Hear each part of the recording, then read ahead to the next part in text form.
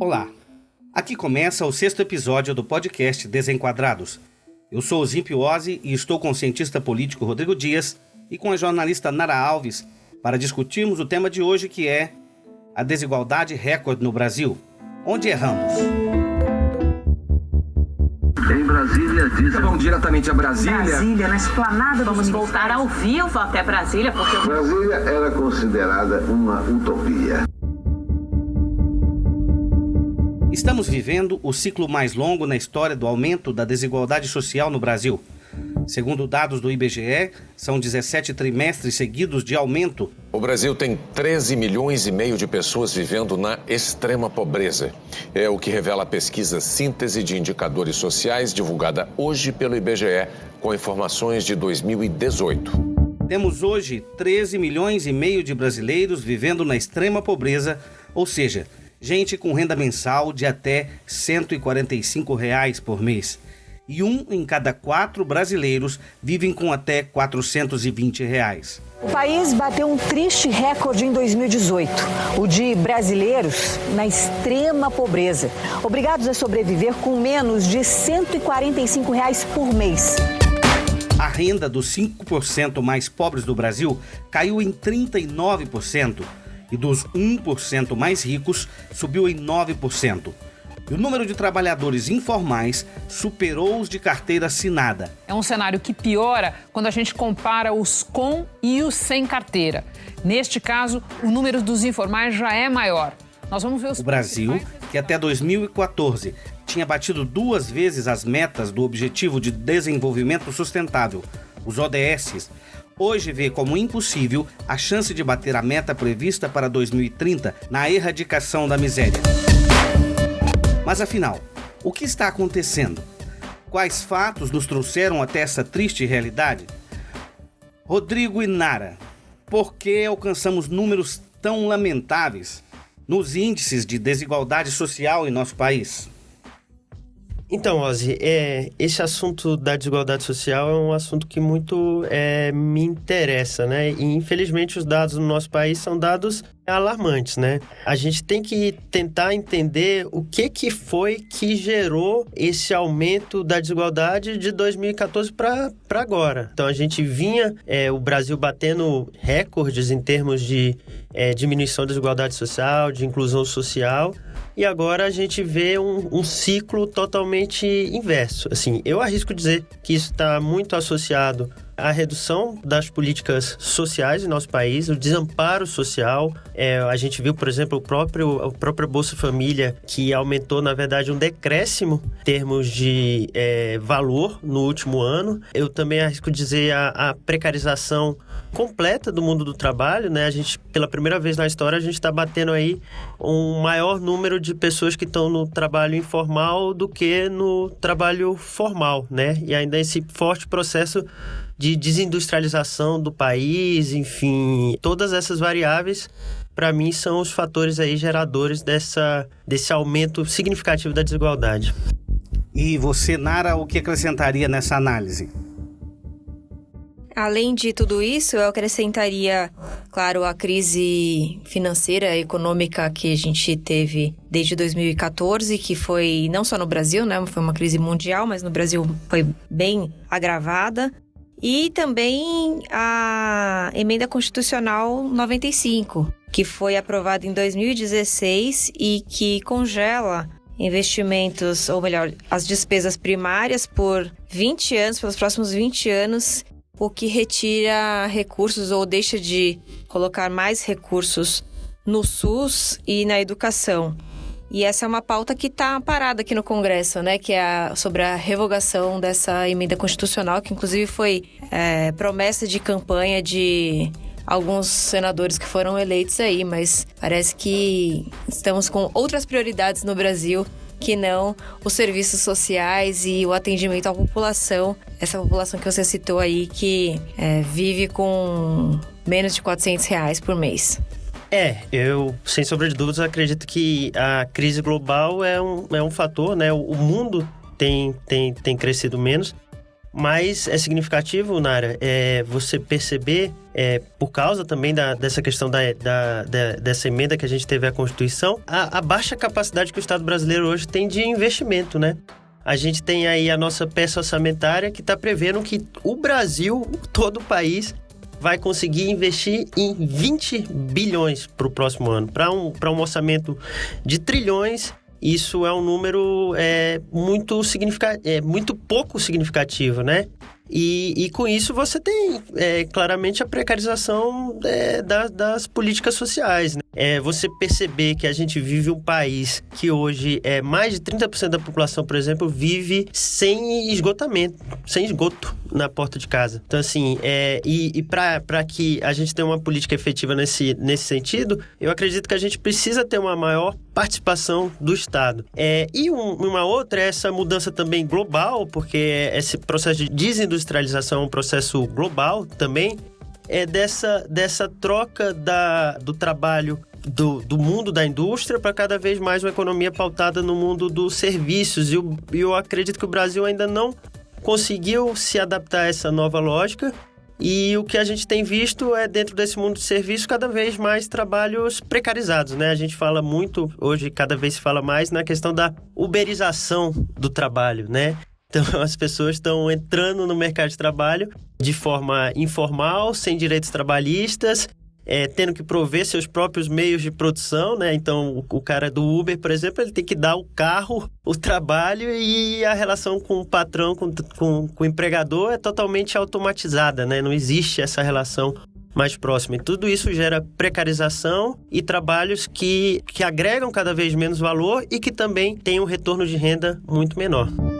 Sim, além dessa precarização dos que têm trabalho, você tem aí um aumento do desemprego, né?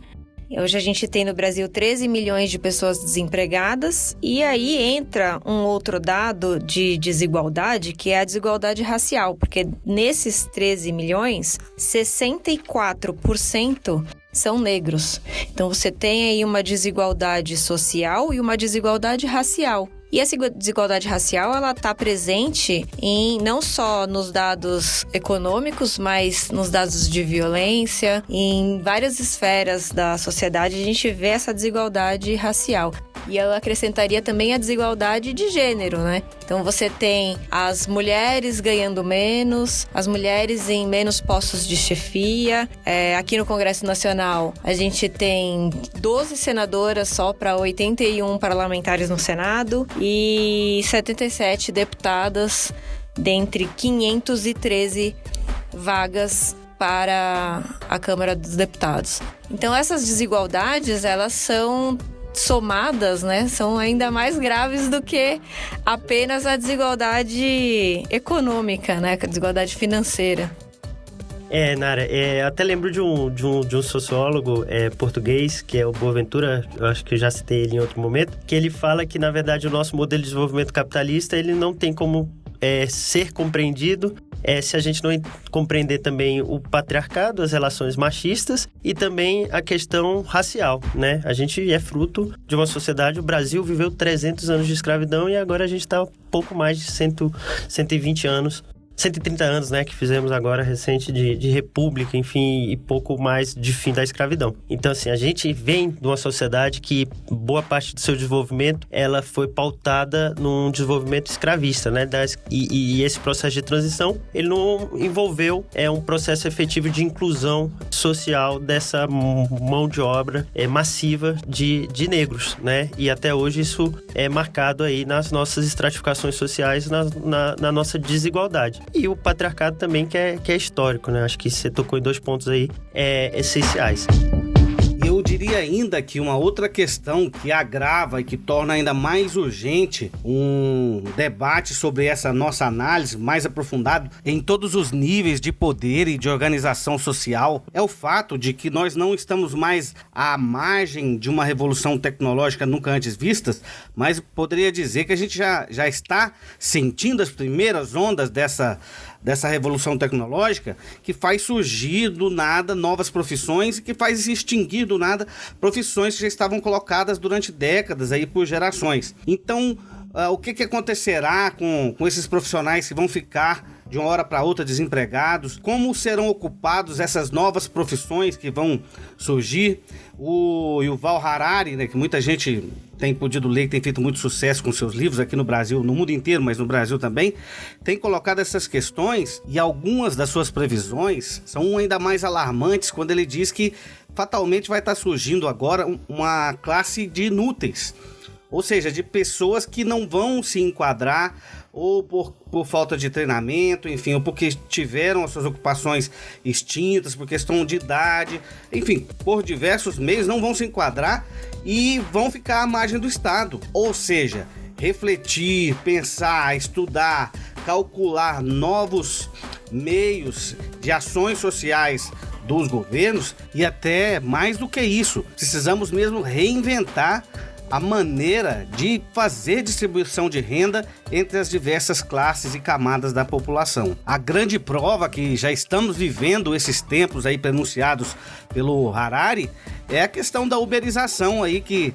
já está no meio de nós, e o Rodrigo já colocou aqui. É um tema muito interessante que vale depois até um episódio exclusivo para tratarmos deste assunto.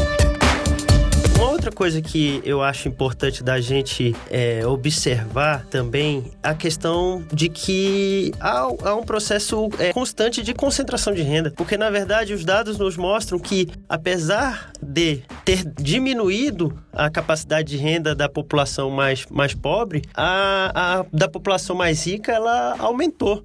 Então assim, você aumentou esse esforço social. Então não foi só uma crise que afetou igualmente toda a população. Não, você teve uma crise que quem pagou a maior parte aí dessa conta foram os mais pobres, né? Em detrimento aí, a gente teve recentemente que os dados que mostraram que o nosso sistema financeiro nunca lucrou tanto na história, né? Então, sempre que a gente fala de crise, é importante a gente tentar perceber que crise é essa, né?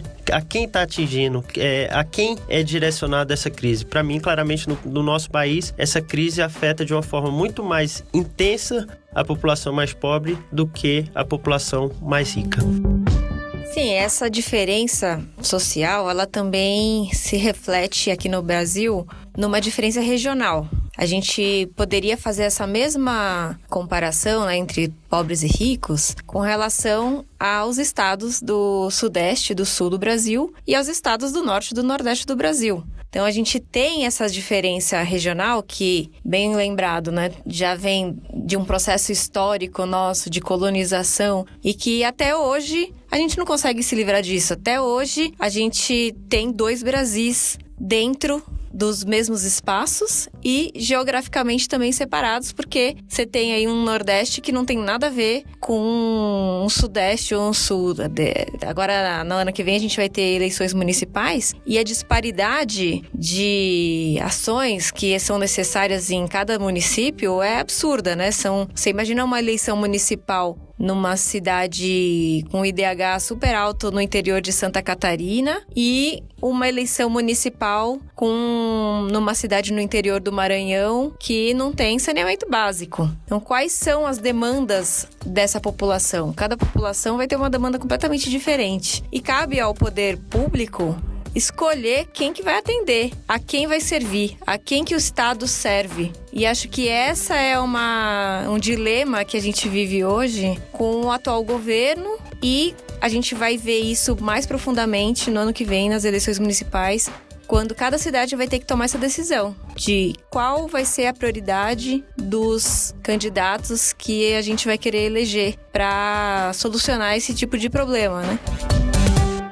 Com certeza. E assim, a desigualdade social, ela vem por trás dela uma série de outras variáveis aí que também tem tomado conta da agenda nacional. Então, assim, por exemplo, quando a gente fala em violência urbana, a gente não tem como não associar a temática da violência urbana com a questão da desigualdade social. Então, assim, você tem uma população desempregada, uma população em condições precárias de sobrevivência, e isso tudo é fator gerador de violência, né? Então, assim, muitas vezes esses disfarces, assim, as consequências da desigualdade social, elas tiram do centro do debate a própria desigualdade social, né? Se você vê, por exemplo, nas pesquisas de opinião, não é um tema que aparece com tanta relevância, assim, falar em desigualdade social, né? Aparece todas as outras consequências desse. Então, assim, você tocou num outro ponto que é essencial, é a questão, o Estado brasileiro, ele tem olhado para isso, ele tem buscado solucionar isso.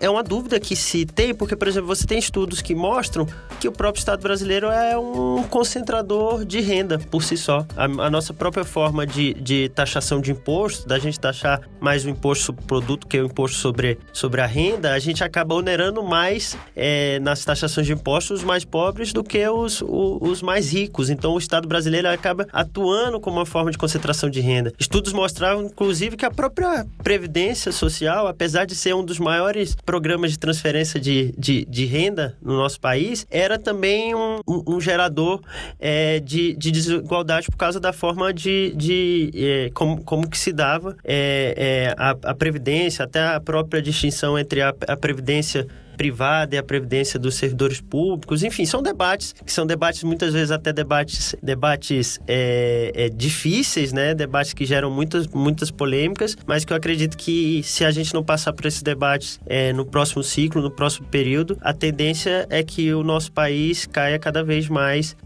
num aumento significativo dessa desigualdade social. Por isso que é tão importante a gente fazer a reforma tributária, né? A reforma tributária, se for bem feita, ela pode ajudar a solucionar um pouco desse abismo, a diminuir um pouco desse abismo que hoje a gente vê aumentando no Brasil. E uma outra coisa que pode ajudar também a diminuir essa desigualdade social seria projetos que estão aí parados, que poderiam destinar mais recursos aos serviços públicos, como para o SUS, como para escolas públicas, creches públicas, e essa dotação dos royalties do pré-sal, que hoje não entram na Emenda Constitucional 95, ou seja, elas não estão... não integram o piso, né, que pode ser destinado do orçamento para esses fins. Então, só que a população não consegue acompanhar muito de perto essas discussões, elas estão muito distantes, né? Elas estão num outro patamar de discussão. Parece que isso acaba que não entra na agenda, não entra na pauta diária, nem da cobertura jornalística, quanto menos do bate-papo aí nos botequins, né?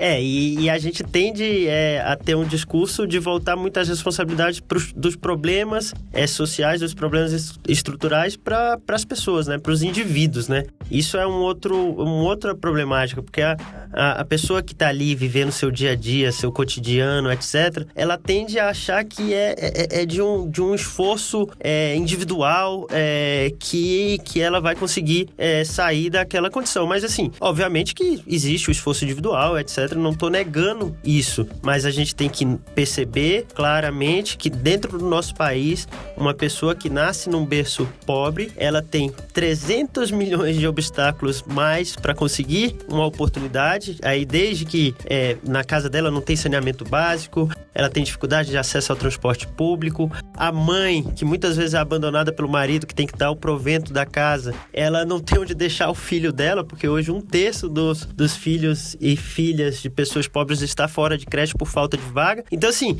olha o tanto de obstáculo que essa pessoa tem que vencer, a mais do que uma pessoa que nasce num berço privilegiado para ter acesso a bens e serviços e, obviamente, a ter uma oportunidade de empregabilidade, de renda aí no futuro. Então, o que a gente precisa buscar também equalizar esse sistema. O Brasil hoje ele é um gerador de desigualdades sociais e a gente não pode voltar esse debate simplesmente para a responsabilidade do indivíduo, daquele vai lá, se você fizer, você vai conseguir vencer na vida, etc. Lógico que tem que ter isso, mas temos que olhar para a estrutura de sociedade como um todo e buscar resolver esses problemas para equalizar isso. Então foi isso. Creio que temos mais um programa. Muito obrigado, Rodrigo. Muito obrigado, Nara. E até o próximo episódio de Desenquadrados. Beleza. Então, Osímpio, Rodrigo, de novo, obrigada pelo bate-papo. Adorei o tema. como sempre. Você que está nos ouvindo, não esquece de deixar seu comentário no Instagram, que é o desenquadrados.ok. E agora a gente está no YouTube também, então para quem quiser assistir lá, dá o play, coloca lá no vezes 1.5 para quem não tem muita paciência de ouvir tudo, mas não deixa de ouvir, tá bom? Até a próxima, tchau, tchau. É isso, gente, até a próxima, mais uma vez um privilégio estar com vocês. E quem tá acompanhando aí também não deixe de deixar sua opinião, sua crítica e sugestões aí para os próximos programas. Valeu, gente, e até semana que vem. Este episódio contou com áudios de Jornal Nacional, G1 e TV Senado. Continue seguindo Desenquadrados pelo Spotify, YouTube ou SoundCloud.